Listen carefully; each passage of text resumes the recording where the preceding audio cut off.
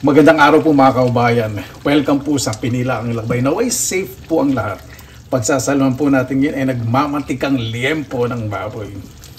Kung gusto nyo pong mukbang po na okay lang po i-fast forward po ninyo. Pero kung gusto nyo marinig po yung aking mala DJ na boses na parang nanggagaling sa lungganong bayawak, go on.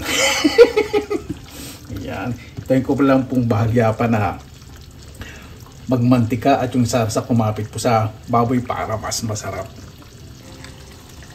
Meron din po tayong pinakukulan dito na bulalo. Diba? Talagang dinadamihan ko po sa buka kapag nagpapakulo po ako ng mga bulalo para pagkakain po ako, meron pong laging sabaw. Tara, samahan po ninyo ako sa recipe. Ito po yung pinakamadali sa pagluluto po ng adobo.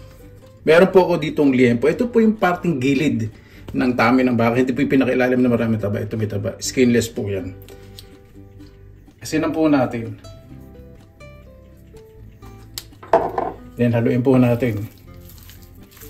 Tapos i-rest po natin ito ng mga 5 to 10 minutes kasi magre-release po yan ng liquid para mas madali pong iluto yung ating liempo. Ayan, nakita po ninyo, nag-release na po ng liquid, mamawis na po itong ating karne. Yan po yung maganda, labas na po ng flavor. Siyempre pag magluluto kayo ng karne, mas maganda po gasan po ninyo, lalo na galing po sa palengke, diba? O kahit saan, okay na ugasan ko po. And then, lagyan na po natin, gamit po tayo ng dark soy sauce, yung maitim po Ang toyo po, hindi pare-pareho kasi may mga soy sauce na gamit pang sushi, maalat po yun. Iba pang dipping sauce lang. Nang gagamitin ko po talaga panluto. Yung mga toyo po nung araw, dalhan nyo lang ng bulaklak na gumamela, masaya na, di ba? Nadali, albang toyo sinasabi. Yung mga toyo po nung araw, di ba? Maitim sa kamalasa. Lagyan nyo lang po sa kanin, pang ulam na, di ba? Hindi ko tulad ng mga toyo ngayon, napakaalat. Yan, napakaganda, di ba? Haluin po ninyo mabuti na even o pantay po yung pagkakahalo sa karne po ninyo. Pwede kayong gumamit ng kamay. At maglalagay po ako ng hirap naman buksan itong Pinabibili po ditong crushed garlic. Totoo po yung nakalagay at walang extender na kung ano pag niluto nyo tumatalsik, may halo palang kanin. Parang ibang longganisa, may halong kanin. Bullshit na sabi.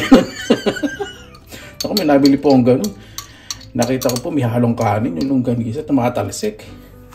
Parang napiprito yung kanin. Lagay ko na ito lahat para mas masarap. Bura lang naman po dito yung ganito na crushed garlic. Sandali lang po expiration date po nito. Kasi po walang added na kung ano-ano. Pahaluin din po natin. Kuya, kala ko ba madaling adobo yan? Eh di sana binabad mo na lang sa rep. Diba? Walang pakailaman, kanya-kanya diskarte. Hindi, ibig sabihin ito, hindi na kayo maghihintay, diba? Kung mahilig kayo sa pakikipagmaritesan, ito madali, mabilisan. Pero huwag nyo naman gahin nyo pakikipagmarites na puro invention. Gawin nyo lang makatotohanan yung pagluto ninyo. Ay, no. Lagyan po natin ng paminta. Medyo damihan po natin syempre sa adobo. Sarap po talaga na medyo maraming paminta. O diba kahit hindi pa luto, pang yummy na. Yan. Ako, napakabango. And then medyo i-flat po natin. Yan. Huwag nyo po masyadong diinan na parang nagpa-flat kayo ng bikong halaya. Yung bikong halaya, hindi pa yung biko na ginagayon, hindi. Yung tama lang. Takpan po natin. At iset po natin ang kalang sa medium-low heat. Bakit po ang pagluto ng adobo ay dapat ay mahina? Para po yung lasa kapit na kapit po. Hintay lang po natin itong medyo magtubig bago tayo maglagay ng suka. Ayan! Nakita po ninyo, hindi po ako nagdagdag ng tubig. Kapag kumukulo na yan, dumidikit na po yung sauce. Siyempre kung meron po kayong clear na takip, makikita po ninyo. Pero wag po ninyo pa overflow sa kalan. Baka matuktukan kayo na sandok ng ino nyo. Siyempre, magpapa-impress din naman kayo sa mga magulang sa pagluluto, di ba? Ay, napakabango. Lagyan lang po natin ng maayos para lumasa yung bawang ng maayos, yung mga nasa ibabaw. Yan.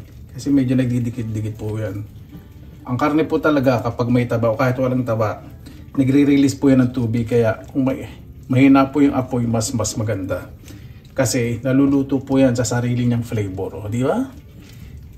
Isa pa pong kulo dahil yung nagdikit-dikit kanina para mapasukan ng ating mga pampalasa.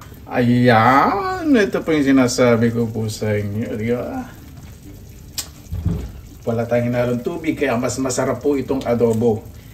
Pag ganyan na po ang itsura, maglagay na po tayo ng suka. Gamitin nyo po yung suka galing sa Pilipinas. O kung nasa Pilipinas kayo, syempre mas masarap po yung suka dyan. Kung nasa abroad naman po kayo, gagamit kayong distilled vinegar na magdagdag po kayo ng konting asukal kasi sobrang asim po talaga. No? Konting asukal lang kahit pinch of sugar. O 1 teaspoon o half teaspoon. Pero depende lang po sa inyong, hindi po dapat pala haluin. Medyo inalugan lang pong ganyan. Huwag mo na ito haluin. Para yung tartness, di ba? May iwasan po natin maligas-gas. In this point, medyo adjust na po natin yung apoy. Medyo medium high heat lang po. Para matuyo. Kapag kumukulo na, ibabalik natin sa low heat kapag nagsasarsa na. So ngayon medium high heat po. At maglagay na po kayo ng dahon ng laurel. Ayan, napakabango. Medyo umiibabaw na po yung mantika. Ayan po sa gilid. Mapapansin po no. O ayan o. Hinaan ko na po ang apoy. Medium low heat po, wag super low heat. Medium low heat. Para magsarsa po ng maayos. Kapag sobrang hina po kasi, ewan ko po, depende. Depende sa pasensya niyo. Kaya medyo low heat po at patutuyuin po natin. Gusto ko po malapot po yung sarsa. Siyempre tatanungin po ninyo kung ilang oras po bago matuyo yung sarsa. Kung may nakita po kayo sa kapitbahay po ninyo na upuan, nakahoy na hindi naman nakapako, nasa lupa lang, na puno ng aratilis, subukan nyo isa lang po yun sa niluluto po ninyo. Kapag nakaubos na kayo sa isang puno, yun, lalapot na po yung adobo ninyo. Ayan po, panalo ang ating adobo. O, di ba? Ito po yung gusto ko po sa sarasan. Nadurog na yung bawang, o, di ba? Pag hinahalo po ninyo, kumakapit na sa baboy. Ganyan po dapat. Kung gusto nyo po ito, depende po sa inyo. Pero ito po yung gusto ko, yung sarsa. Kapit na kapit at nagmamantika ako, di ba? Sa panggatong naman po, naka-isang punong aratilis po ako dito, 10 palapa ng nyog, saka 2 sanga ng malaiba. Ready na po. Kaya na po tayo. Ayan po. Niligyan ko po ng murang sibuyas ang ating bulalo para mas masarap. Ang 2 linggong sabaw po ito. Totoo po. Ilagay ko po sa rep. Tapos iinit ko po. Diba? Sa pinaglutuan po ng adobo, syempre wala pong masasayang. Gagawa po tayo ng adobo rice. Hindi lang po natin ito gigisahin. Kakamasin lang po natin ang kanin. Para yung mga sarasang natira. Ay, naku. Ito pong kanin ko, basmati po. Buwagag po yung pagkakasinain.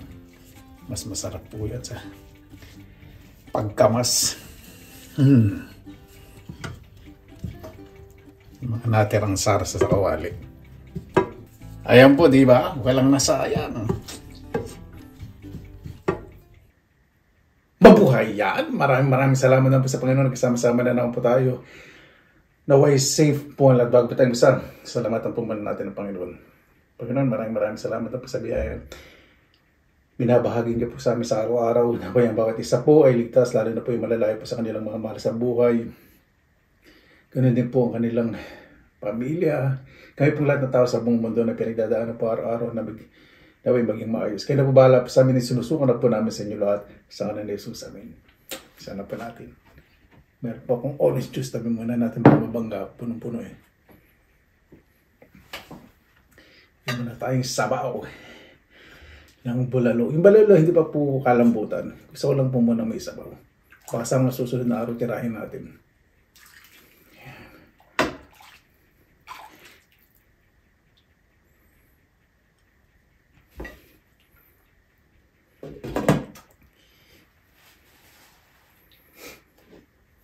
Mayroon din po tayong chicharon.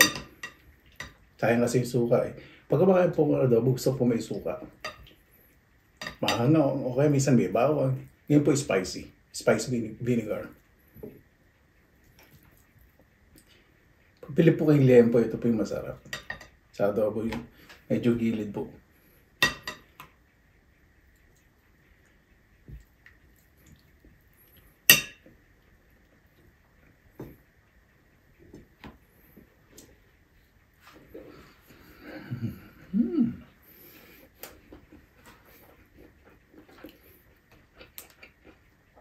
Napakalambot na adobo pero buong buo, di ba? Ganyan po yung maganda. Sa pag malakas po po, maghihiwalay-hiwalay po yan. Pag may hina po yan po buo pero malambot. Ayun po, di ba?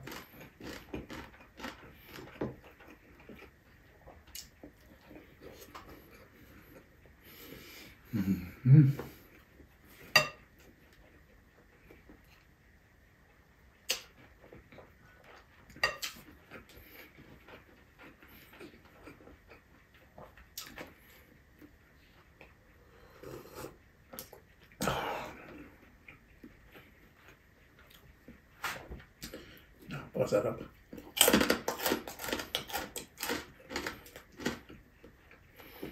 Kapag ando ba naman ng kanin, buwagan. Wow.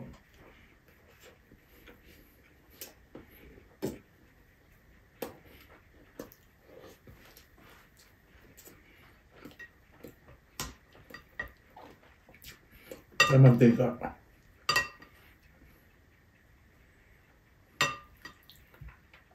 Yung sa harsa kumapit na po sa kanin po yung masarap pag natutuyo. Pag natutuyo, pag medyo lumalamig, may adobo.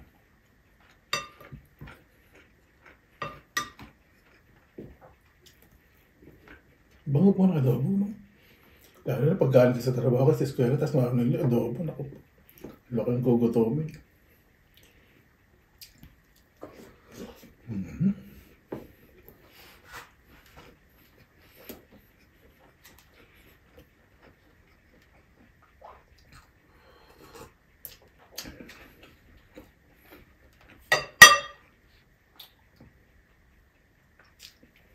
Natin lagyan itong suka. Ang tissue. Baka mamatay yung mesa ko yan. Kulit po, ibig sabihin yung ano ng suka.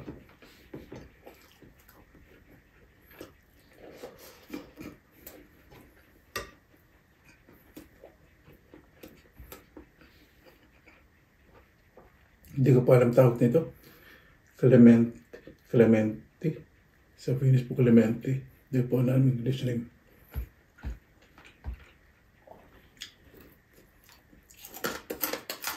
Pakikikorek nga po ako. Kung ano po English name ito. So, pang-inform po ako yun.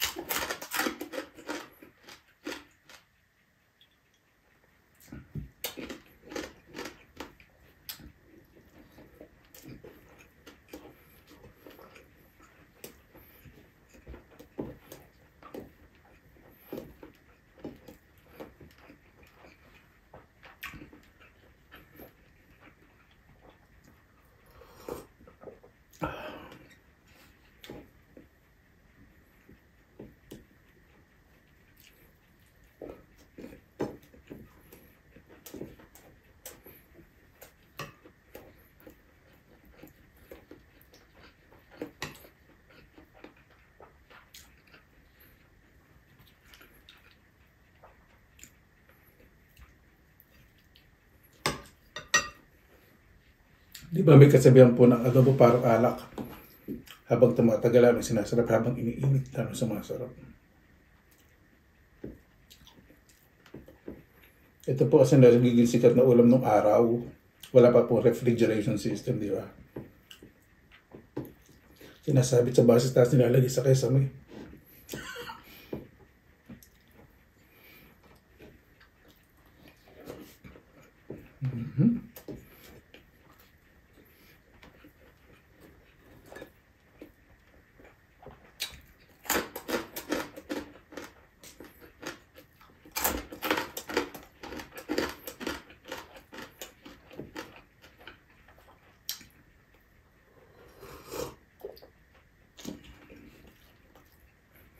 Yan po yung ginawa ko dito yung homemade.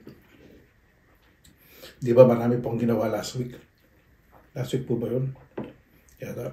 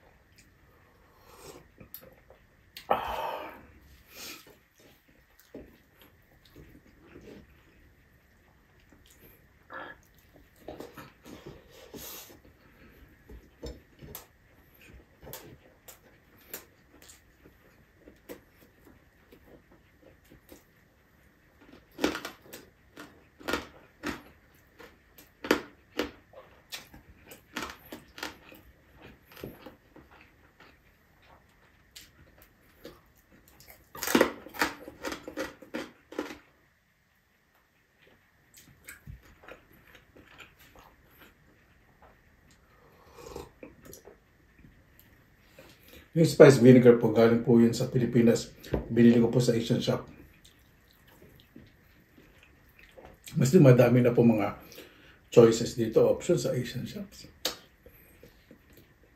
Yung range of availability, ibig sabihin yung dami po na mga available na mga produkto from Asian countries, mas dumarami.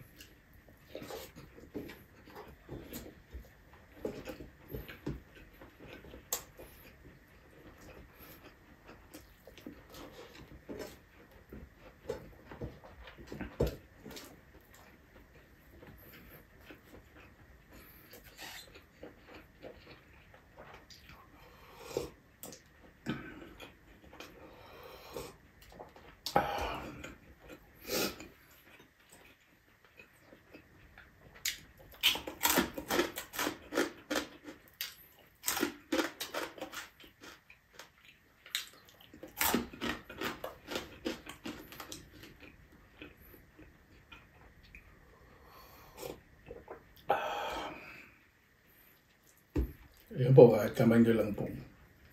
Malambot.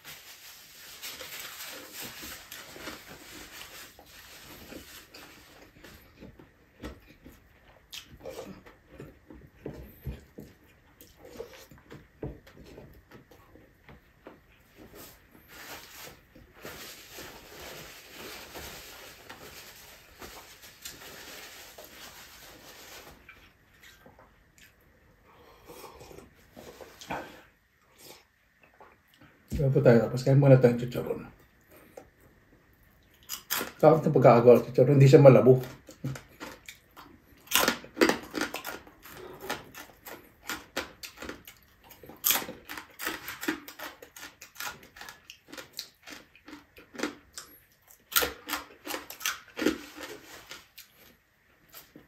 Ito masarap po, napakatamis.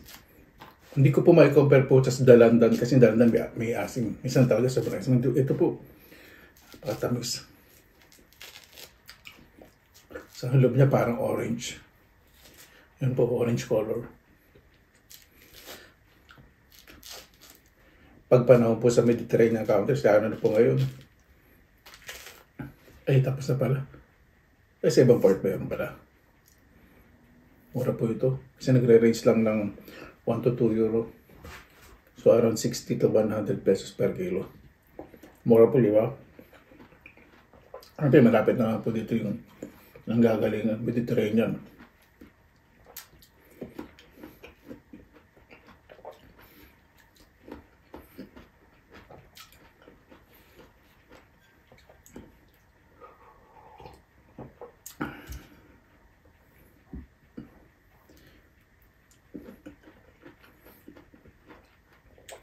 Oh.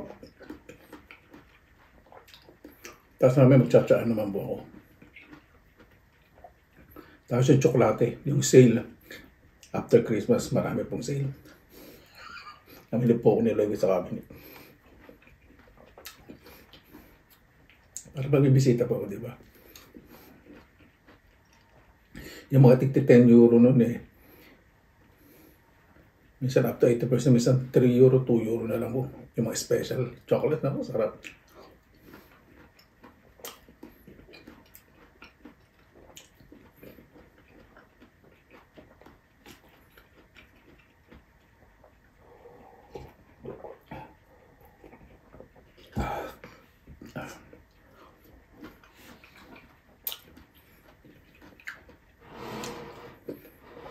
Ito po orange juice, walang food coloring. Fresh orange juice. Yung shelf life po dito ng orange juice, binenta na siya, less than a week lang po. Kasi, siyempre, yung freshness.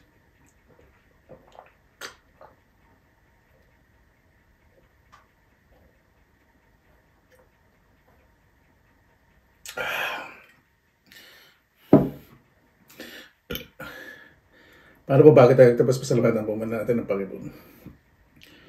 Panginoon, maraming salamat na po sa biyaya binigay po sa amin sa araw na ito. Naway ang bawat isa po ligtas, mas maging mapugumbaba, mas maging positibo po sa mga nakikita sa kapwa, kaysa po sino po hindi maganda dahil makaka-apekto po sa araw-araw na pamumuhay.